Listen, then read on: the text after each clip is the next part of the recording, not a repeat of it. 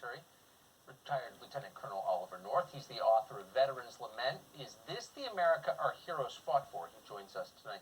Colonel, thanks so much for coming on. Good to be you got to wonder, I thought of you this morning, and of people like you, some of them relatives of mine, what you must think watching the leadership, in some cases the civilian leadership, but also the uniform leadership, at the Pentagon turn so starkly political. What effect is that going to have? Well, you know, they're trying to send you a message. It's time you woke up, in the full meaning of that in our modern jargon. The reality of it is that they're outraged at you for playing the president's comments at the Pentagon. That statement about flight suits and hairdos and things like that, and I'm not trying to denigrate him, I'm just saying that statement was made after he made his first visit to the Pentagon, talking about the most important thing our military does, and you summed it up a moment ago. Our military has two missions, no more than that. Number one, deter war. And number two, if you have to fight a war, win it, okay? They're outraged that you basically allow the president to step on it. And you replayed what other people had not just totally ignored. Look at it's even worse, and you summed it up. Secretary of Defense Austin, in congressional hearings, has said one of his primary missions, and I'm quoting now, stamp out sexual assaults, rid the ranks of racists and extremists. What does that mean?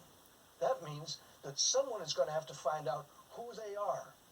He also said, you cannot defend America, keep America safe, is the way I think he put it, from our enemies if we have enemies lying within our own ranks. Now, I served overall 25 years, 22 as a U.S. Marine officer.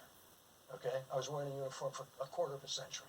I never saw, when I came in the Marine Corps, I believe that the actual expression was in those days, you had to sign a document under pain of perjury.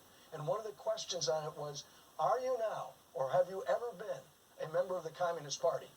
And then they added on Nazi Party. And then they've added on a whole bunch of others. It's called Standard Form 86 for a security clearance. And it's now volumes, what used to be 4 total pages. I interviewed, for that book you just put up, I interviewed, my colleague and I, Dave Katch and I, interviewed 500 veterans, okay? Here's one of the most important things about our military. Our military has in it tens of thousands of what we call legacy volunteers. It's an all-volunteer force. We don't draft anybody. I'll give you an example. My dad was a World War II hero. He's the first hero I ever knew. I've kept company with heroes most of my life. My brothers and I all served in uniform. Why? Not because Dad said we had to. Dad said, you want to.